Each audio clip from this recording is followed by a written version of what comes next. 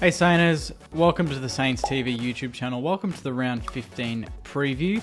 Friday night footy, straight into it, 7:50, Brisbane Lions, importantly SPUD'S game as well, so make sure you get down there, you buy your scarves, you wear your colours, you donate if you can, and support an amazing cause. But the game itself, it's a big one. This is a really big game. Like last week obviously was big.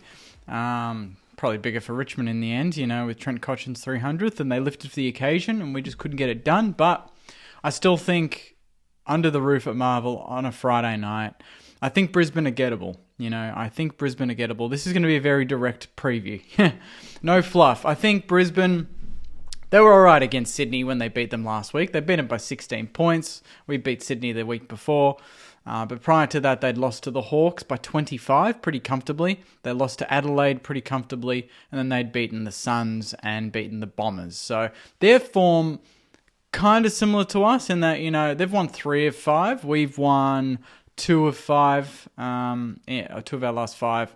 One being against Sydney, one being against GWS. Both away from home in New South Wales. So games in Melbourne this, I guess over the last month haven't been great. Hawthorn and Richmond, but we're back at Marvel. We're under the roof.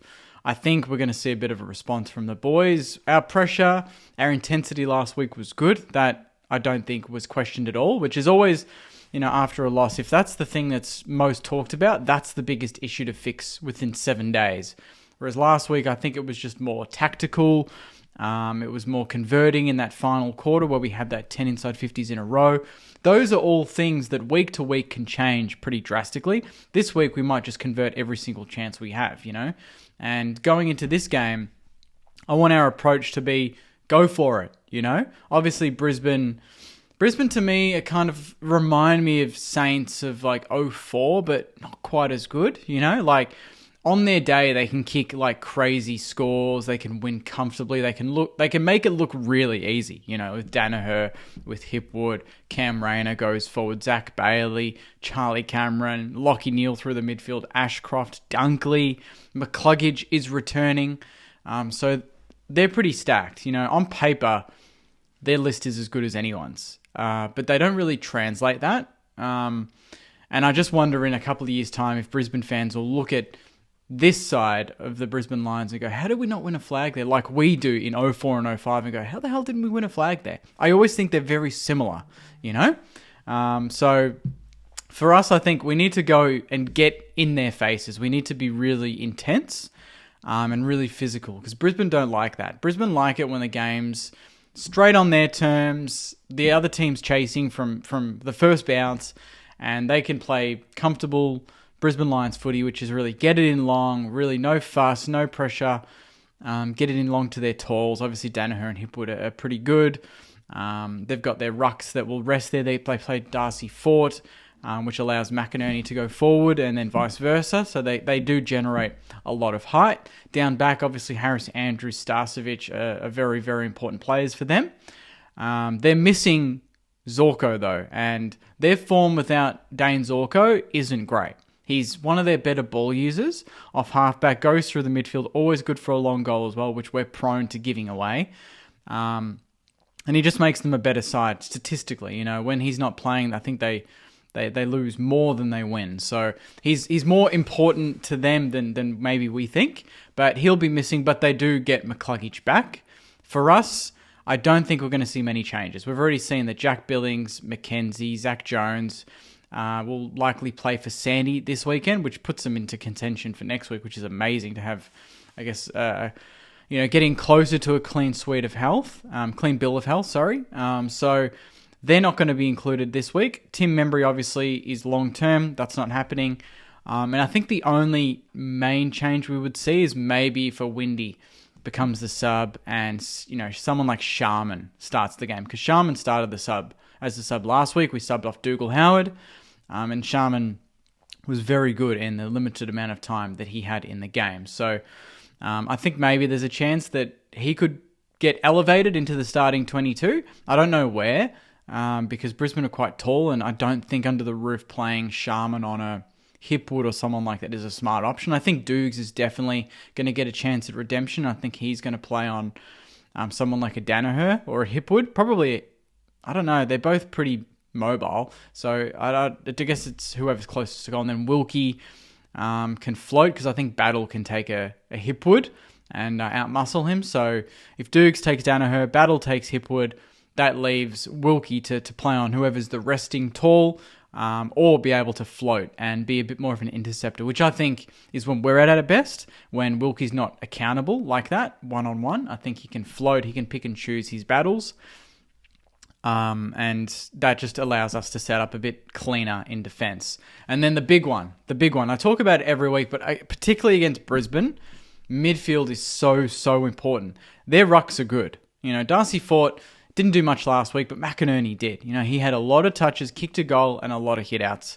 Very much like Rowan Marshall. So Rowe's going to have his work cut out for the second week in a row, off the back of Nankervis last week, which was a battle in itself. And then you've got the mids. Our mids were very average last week, I thought. Brad Crouch was the exception, but I think overall our mids were pretty down. Seb Ross was okay, but just in terms of impact, getting the clean ball out of the middle, Brisbane are good at that. Lachie Neale is excellent at that. Dunkley is good at that. Even Ashcroft, off these first 5-6 steps, he's got a bit of pace. So they're good on the inside, but they're good on the outside. That's the thing with Brisbane, is that I think we need to negate at the source. We need to get the ball more than them. Simple as that. Get it inside 50 more than them. Max King against Harris Andrews is always a juicy battle for the neutral. They're both up-and-coming superstars. Obviously, Harris Andrews is an All-Australian, one of the best fullbacks in the competition. Max King, nearly there. He's getting to that level. Last week started really well. I think he'd be disappointed with the way that he ended the game. I think trying to get into Bolter's head might have just taken him away from the main focus of the game, which is just to win the battle, win the one-on-one, and kick goals. The rest will come later. So hopefully with Harris Andrews, I think we're going to keep him accountable, because he's like Wilkie, likes to roam off, intercept, and there's been a couple of games against Brisbane where, it's kind of like the James Sicily games where we just bomb it and he marks it and they rebound and kick goals, and we're no chance of winning. So Brisbane, this is a very, very big game for us. It's a big game for them. They're in the top 4. We're striving for top 4. We're still 5th, I believe. We don't want to drop this game, because then we go to 8 and 6, and it just doesn't look as good as it probably should have. Like last week and then the Hawthorn game, there's been a couple of games where I thought, well, I think we dropped those. I think we had a chance to win those, and we dropped them. So we don't want to go 3 Spud games in a row without winning. Like, surely we're going to win one. So for Spud, for the sake of the season, we need to lift. And I think if we do get over the line, this is a really, really big opportunity for the boys to just, realize where we're at, and hopefully it'll grow, help us grow confidence. But it's Brisbane. They're gettable. They are gettable. But you got to be in the right frame of mind with Brisbane. When teams are on against Brisbane, you can tell. Like, they're physical, they're in their face. And to be fair, Sydney were doing that for the most part last week. Hawthorn did it for 4 quarters. They played with so much pace, so much intensity, opened the game up, spread them, made Brisbane accountable, and they don't like defending Brisbane. They've conceded some reasonable scores in the last 3 weeks. They've conceded 95 points to Adelaide, 98 points to Hawthorn, and then 81 points to Sydney. So they've only won the one of those 3, and they've conceded over 14 goals in 2 of those 3, over 12 goals in all of them. So I think if our defence is on, it'll work, but their forward line is probably the most dangerous forward line in the competition. So we're going to have our work cut out. But going the other way, I think Mitch Owens can create a bit of a mismatch with them, whether, Starcevic goes on him or someone like that. Harris Andrews to King, Filippo to Rome. Our smalls are going to be very important. Obviously, their smalls are, very, very good, with Charlie Cameron being right up there in the Coleman. Zach Bailey, Cam Rayner kicked 4 on us last time. We want to stop them. But going the other way, Higo to be a real leader at ground level. And then obviously Dan Butler, his form in the last month, I have to say, or even this year, has been excellent. 3 goals last week. He was Saner of the match, Saner of the day. So hopefully he keeps up that form, because our pressure's going to need to be on. If we slow the game down, smash Brisbane in the contest, I think we can hopefully get them on the outside with Naz, with Sinks, Jack Steele to lift. That's a big talking point. Jack Steele to get back to closer to his best. would be, perfect timing on Friday night for Spud's game against Brisbane. So I'm not saying I don't feel quietly confident. I just feel content that if we bring our best, it's good enough. I think under the roof, I think the last couple of times we've been okay against Brisbane and we, shot ourselves in the foot a bit. And if we just tidy a few things up from last week, we'll be okay. But this is a different game, Saners. We can't compare last week to this week. Last week was the wettest game a lot of these players are going to play in their careers, probably. And now we're under the roof at Marvel. Slick football, that's the way we like it. So bring it on. Spud's game, get there, Saners. Let's get a big crowd. We don't want to see 28,000 on a Friday night for Spud's game, at Marvel, home game. That's ridiculous. Let's get 40. That's what I want to see. I want to see 40,000. I want to see a lot of money raised. I want to see a lot of Spud scarves. And most importantly, I want to hear us in the stands, every tackle, every goal, up and about. We're the home team. Let's make those Fitzroy and Brisbane Lions supporters that are coming over feel like they're a long way from home. So let's get there. Let's create a big atmosphere. It's a big game for our season. And if we get over the line, it opens the door for a really exciting end to the season for us and hopefully to secure finals, which is what we all want. So I'll wrap it up there, Saners. Thank you very much for watching. Please comment your thoughts. I want to hear how you're feeling.